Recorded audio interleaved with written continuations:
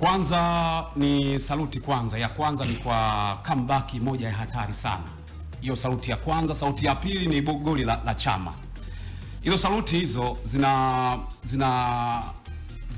reflect jinsi ambavyo mapambano yalivyokuwa. Kwanza ni wapongeze sana Yanga kwa comeback ambao wameifanya.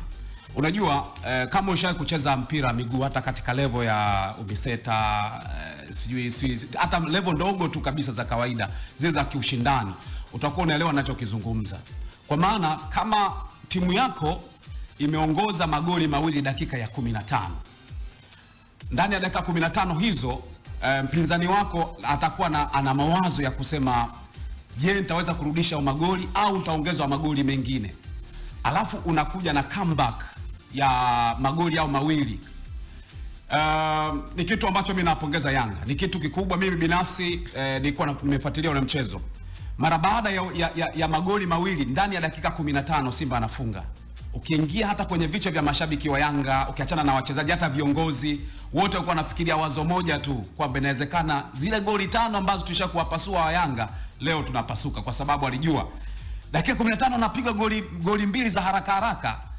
Ni namna gani ambavyo wachezaji wa Yanga wangeweza kurudi kwa haraka katika momentum ya kupambana. Lakini mpaka wamepigwa hizo goli mbili, bado mapambano yakaonekana ni makubwa zaidi. Yaani Yanga hawakushuka. Mimi nitegemea pengine Yanga kama walipopigwa hizo goli mbili, wangeamua sasa warudi wajipange wamekosea wapi, ili wasije wakapelekea dhahama zingine kwenye ule mchezo. Pongezi kubwa kwa jinsi ambavyo walipambana. Ule ndio mimi nauzungumzia ukubwa. Ukubwa ni pale ambapo unakutana na changamoto nzito, alafu unaweza kukabiliana nazo, alafu kaonyesha utofauti wa kile ambacho unakipambania. Mpaka goli la kwanza la Yanga linafungwa.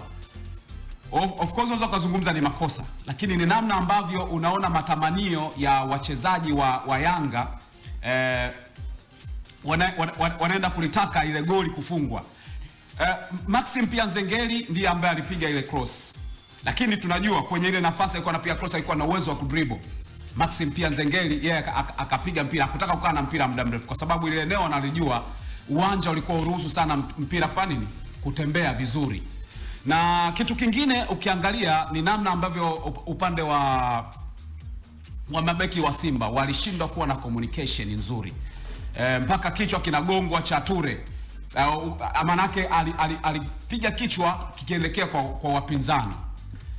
Ni namna ambavyo walikuwa wanawapress, yani pressure ikawa ni kubwa sana kwenye wakati ule. Kwa hiyo mimi nawapongeza Yanga kwa kile ambacho amekifanya.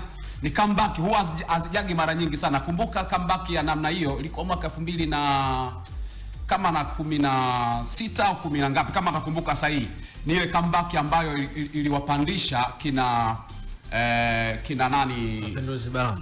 No, achana ya Mapinduzi 2020, si ndio? 2020 nakumbuka, lakini yenyewe ilikuwa ni kabla huko ambayo iliwapandisha kina Nemla.